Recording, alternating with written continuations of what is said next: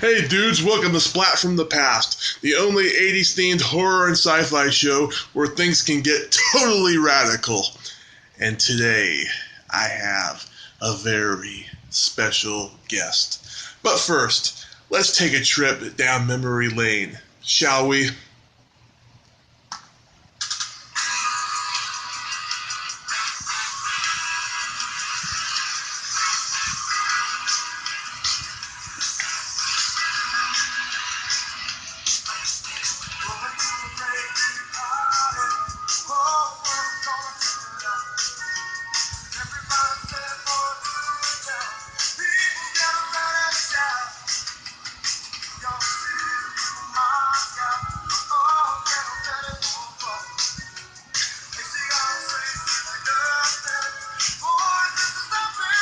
Whole world is celebrating. Whole world is celebrating night. Yes, the whole world is celebrating. And I am your host, Tommy Throwback Kovac. Today, I will be interviewing Jennifer Rubin. You may remember her as Taryn, the recovering heroin addict in Nightmare on Elm Street 3, The Dream Warriors. And she was also in Bad Dreams, and she was in The Crush, where she played Amy. And she's been in a slew of other great exploitation films. She's like one of the queens of exploitation films, especially for the 90s, where her career peaked. She's been in a lot of great films. I met her twice at horror conventions. She is an absolute dream to meet. She's very sweet. She's very sweet. She's very personable. She's very informative. She's very talkative. She paints her nails very elaborately, I have to say.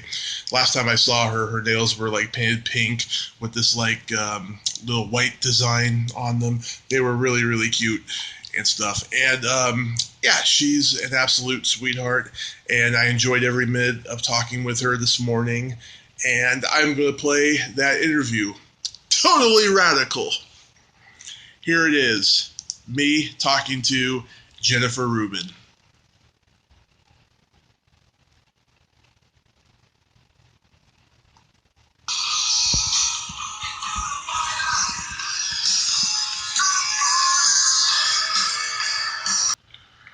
Hi, Jennifer. How are you?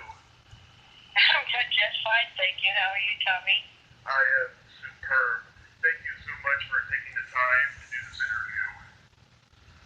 You're welcome. I'm your number one fan. Thank you.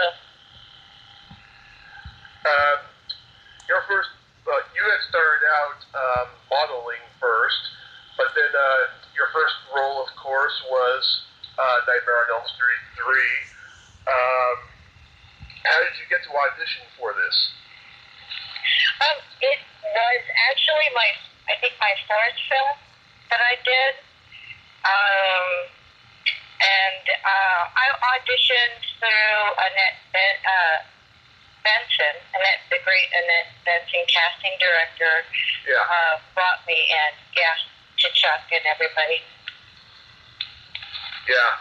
I was about 4 years old when I first saw this movie, and my brother had rented it, and it was the first Freddy movie I had ever seen, and oh my God, I absolutely loved it. The scene where Philip gets turned into a puppet, oh, that fucked me up. Is that the one that fucked you up? Yeah. I couldn't believe the graphics on that, or the special effects where he just grew from the foot of the bed. I thought that was really spooky. And then I thought Bradley Gregg did great, acting when he was walking. Yeah. With the his tendons and everything as a puppet. He's a great actor. He's a very good one too.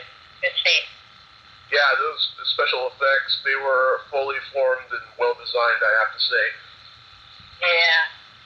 Good for them. And you had the best death scene. It was quick and painless. I guess so. Yeah, I guess so. How how did they do that to you? Well, let's see. Well, I think there's a difference between the needle glove and the razor glove. Yeah. And this scene, the vulnerability of that was the drug addiction, but they had originally planned for the syringes to, as he did the drugs, the head was going to explode, but it didn't work out, so it's just, I guess, well, sorry. I feel like, so that, I mean, we kind of didn't do it more than did it. I think the way Karen White's death was would have been too over the top if the head would have exploded. And so I kind of like this the way it worked out. Yeah, it worked out great. I mean, it influenced a lot of people not to do heroin, myself included. Oh, right on. I get a lot of fan mail. Mostly my fan mail is, thank you for scaring me away from drugs. Oh. That's good. Yeah, that's good. Positive. Oh, that's so awesome. Yeah. And then you did an episode of the Twilight Zone revival, which I watched last night. Really? Is this the one with the wolves into the locket? Or is that the one with Mimi Rogers and Buck Henry? Oh, that was Tales from the Crypt. This is okay. This is when you're in the stable. Yeah, Unrequited Love with a Stern Father. Yeah. And the wolves running at the end with the lockets on their neck. Yeah. Pretty good, huh? Oh, it was really good. You were great in this episode. Oh, I was so nervous. Thank you so much. Absolutely. How did this job come about? That one? Well, that was the beginning of the modeling turned actress. Did I do that before? Was that one of the first things I did? Oh, yeah. Yeah. I think so. I mean, it was something small. I mean, those jobs are hard to get, but I believe that was in the beginning I was doing that. Mm-hmm. Yeah, it was one of the first things you did. Yeah, because I remember, trying to learn lines and being nervous, and I was okay with the camera because of the modeling experience, but I didn't, the talking was a little bit more nerve-wracking. So I think I learned how to memorize that way, yeah. Yeah, you certainly did a good job. One of the things I've always liked about you as an actress is that no matter what role you're playing and no matter what emotion you're conveying at the time, you always have this twinkle in your eye. I get in trouble for that twinkle. Really? They always think I'm up to something. I'm like, I'm not up to something. I'm not. But it's the twinkle, yeah. The twinkle. Well, thanks. That's funny. You worked with Paul Benedict and Robert Blossom, two veteran character actors. Oh, yeah. Amazing, man. Yeah. Jerry Orbach, too. I've worked with a lot of amazing people. Yeah. Yeah.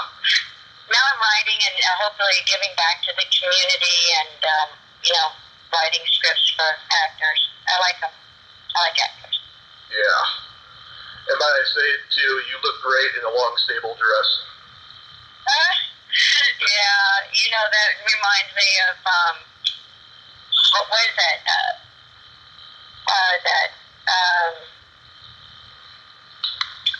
Michael Landon show on the prairie or something? Little House on the Prairie. Little House on the Prairie, yeah. Yeah. I like those. I used to really like all those, Little House on the Prairie looks. That's so funny. Yeah. Yeah. Kind of dated now. Mm-hmm. And then you did music on those kind of things are dated too. You kind of go, oh wow, we made that a long time ago. You can tell by the music. You have to turn the century. Totally. Well, how'd you get into interviewing actors and stuff? I've always wanted to do that. I just didn't have the confidence until recently, So so I started back in May. Right, great. Yeah, that's a big difference. Just saying I can or I can't. And if you say you can, you can. Yeah. And if you say you can't, you can't. So good for you. Thank you. Yeah, practice too. Just practice all the time. And then, because when I learn new skills and stuff, because I'm a swim instructor to a certain level. Yeah. Like 11 years old, 12 years old, whatever. I work at the Lenny Kreiselberg Swim Academy at the Jewish Community Center, and I teach little babies how to roll over to their back float, water safety. And that school has like over 6,000 kids a month going through it, learning how to roll over to their back float and have the safety aspect. And I just learned, it was a great job. I do it 2 days a week, but it was a great job because I could practice. And you just practice with like a new live person, because those kids are so, you got to be on your toes with those kids, because they're like, I'm not doing it, Yeah. They'll say, I'm not answering that question, but if you get it kind of like, I'm like better with people now that I practice with these kids all the time, Mm-hmm. Yeah. New skills are cool. How old are you? 34. Nice. Yeah.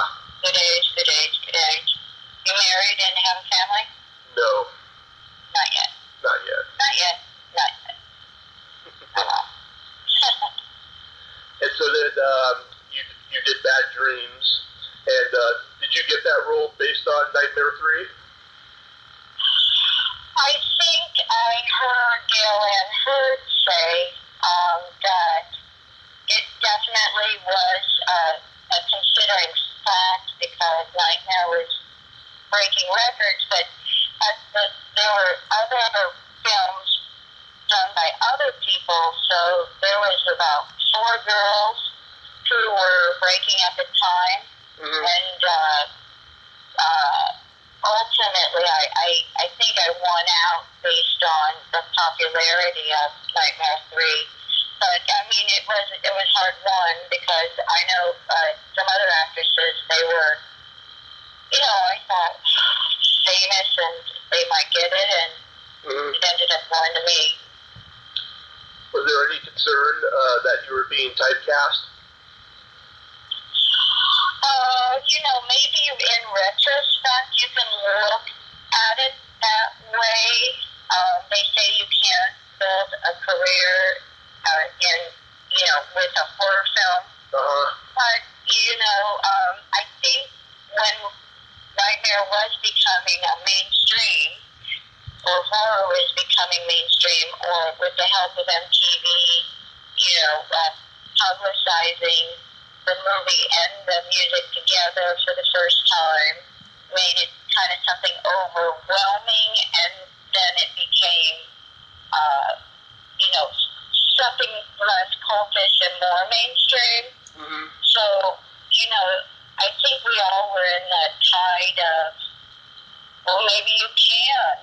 Patricia Arquette certainly has made a career, and that was her first job. So, she proves that rule. So, you're always breaking rules, I guess, in Hollywood. But, so, they say you can and you can't. I like having done Bad Dreams for the experience and for the cinematography, Yeah. I really like Alexander Brzezinski's camera work, and I did 55 movies or more than that, or 10 TV shows or more than that. I'm not really counting, but they, if you say you do a large amount of films, then if one makes it to the top, to the top, great. But I have like nightmare, dreams, humors, the crush. So I have 4 that or 5 that go to Blu-ray. Who are hanging tough.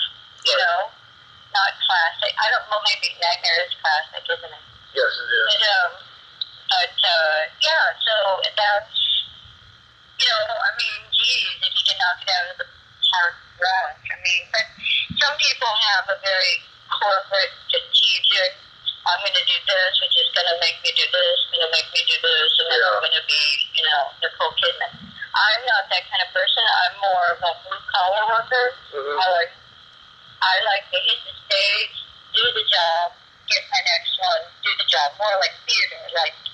But I do think ultimately, in the end, there is a quality to my work based on the quantity of my work, right. And that I transition into a writer, director, producer person is another, way, it's just another way that an artist can transform,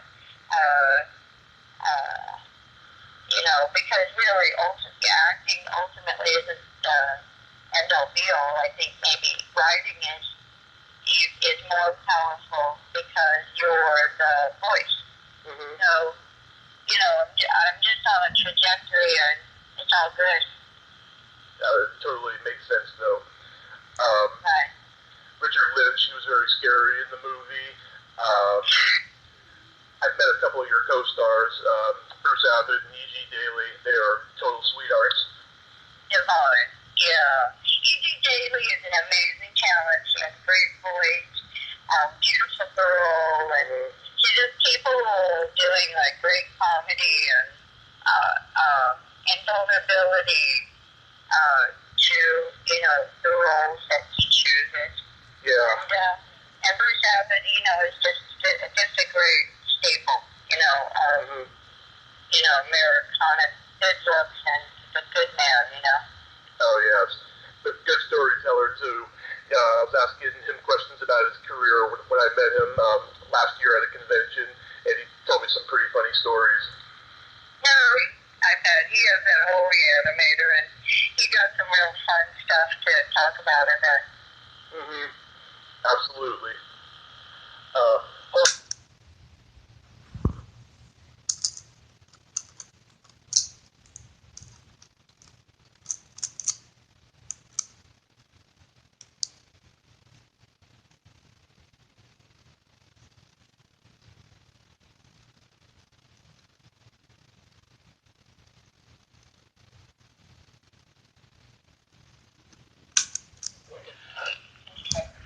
And then you did that episode of Tales from the Crypt, which I like a lot, that episode. Thanks, I like it too. Yeah, Ballbuster Perfume. What was that experience like? I don't remember. You don't remember? Well, did we already talk about it? How's that? Oh, the Twilight Zone episode, yeah. Oh, that was Twilight. Oh, so this one is, which one you're talking about? Tales from the Crypt. Oh, with Mimi Rogers. Directed. Yeah. Stephen Hawkins directed the Buck Henry, the great Buck Henry. Yeah. When Buck Henry wrote it. Well, meeting Buck Henry was, the top of the mountain for me. I think he's amazing. Right. And she was great, and it was hysterical. Mimi Rogers was very kind, and Kathy Ireland was very quiet, beautiful. It was just nice to be with those girls in the company of their talents. And I think Stephen Hawkins, he went on to do Nightmare 5, I think. Yes, he did. Yeah. And, he's a fun, young, director, and talented, really into comic books and stuff. Mm-hmm. Just young and fun, I'd say. Mm-hmm. I love when she strangles you and then says, Nice look, babe. It suits you. Funny. Yeah. And then he did The Crush, a movie I've always liked. Yeah. I was, was it Rooster Tease once that played cinematographer on the, I don't know, there's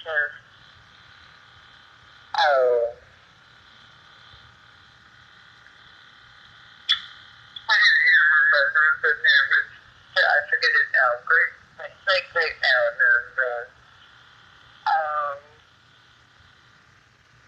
And he was a real big star on that set. And Terry always was, masterminding the script with the casting director, Marcy Lira, on the set.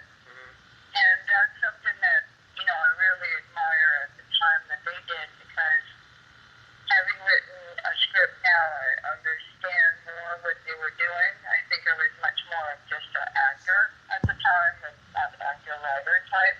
Yeah. So I got to see a little bit of that, and I wish, now looking back, I wish I would have been able to, well, I think they definitely had my back and made me look good. So, there isn't anything I would change in the performance, but I would have liked to kind of been a fly on the wall to kind of watch their process of making the script better. That would have been cool. More than I was. We went to dinner. We, went on little excursions in Canada to, I think there's Prince Albert Island. I don't know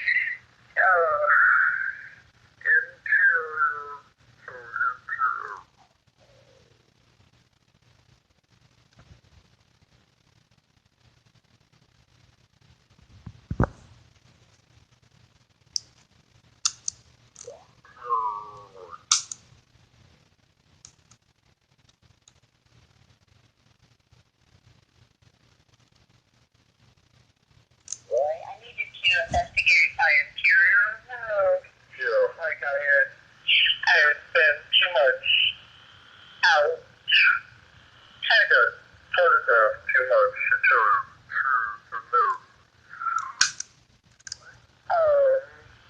then I needed to spend time getting to know real.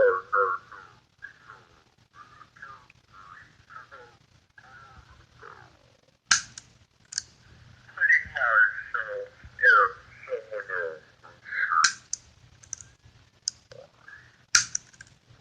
And it is a control.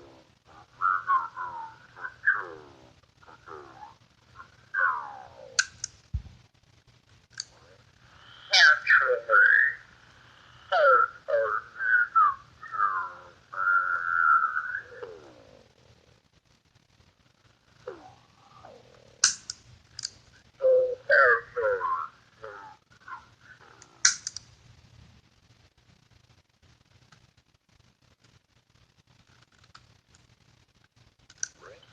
I completely love being in the audience. I completely love, looking at the screen and watching people, come to,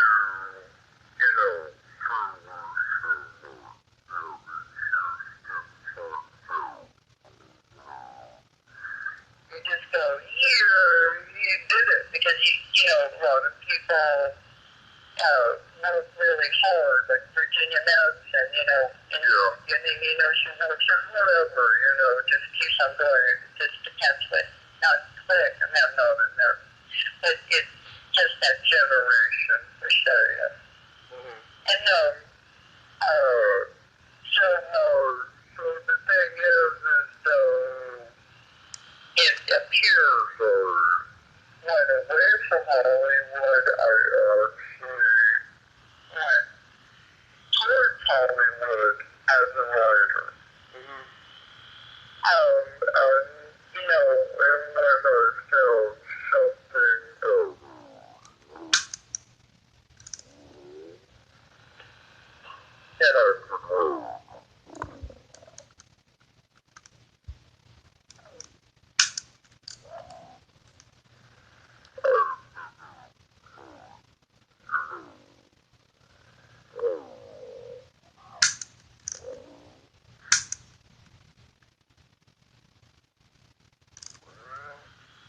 to develop it because at first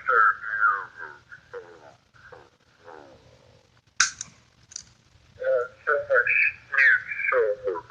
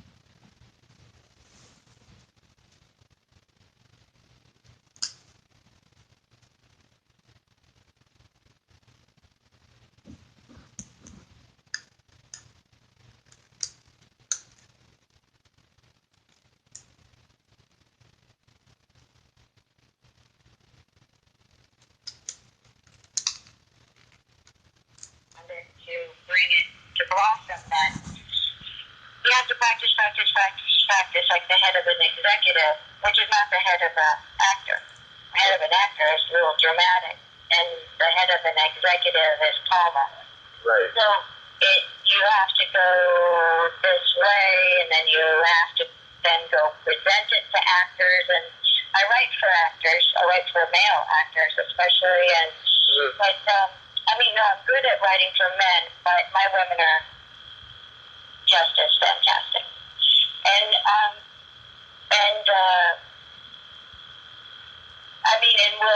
we'll see. I'm hopefully making it in November, and blah-de-de-blah, the proof will be in the pudding. But, so it's just a different, actor, executive is a different. Some people do it. Peter Berg does it. John Favreau did it. You don't see them, but you know they're doing the hard work, actually. Yeah. It's hard. Yeah, it is. But rewarding, I know it is. I write screenplays myself, and I can barely get them read. Yeah, right? Give somebody a script and hear from them again.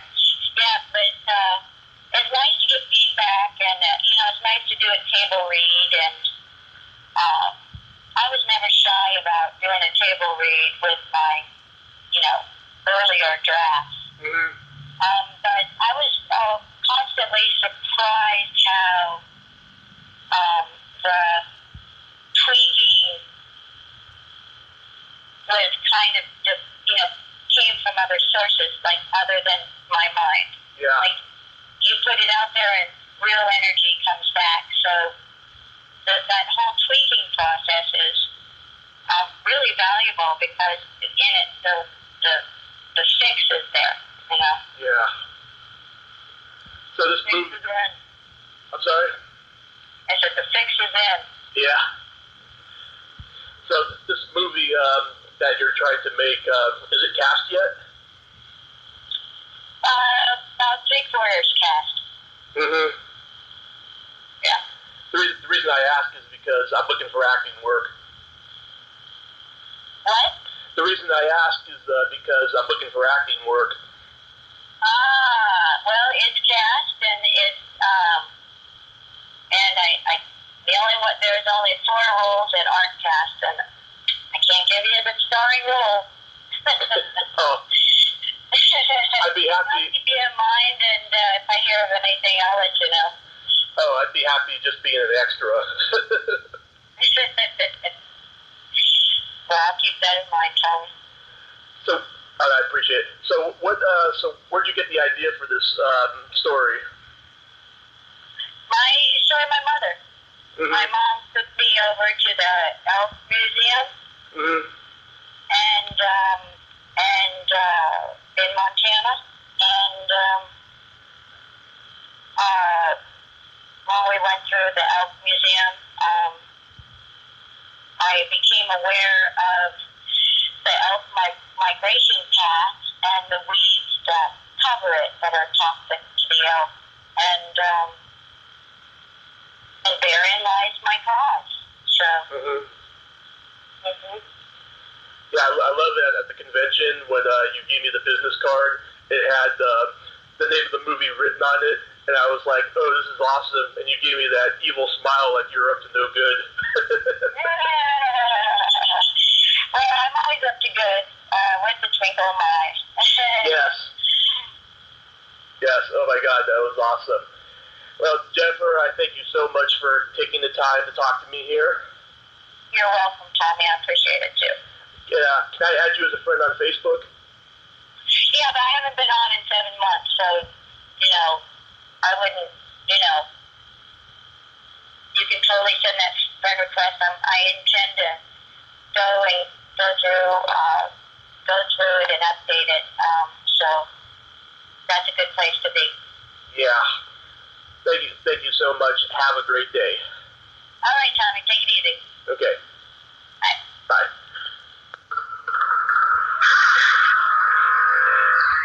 Well, there you have it. Jennifer Rubin. Isn't she a sweetheart?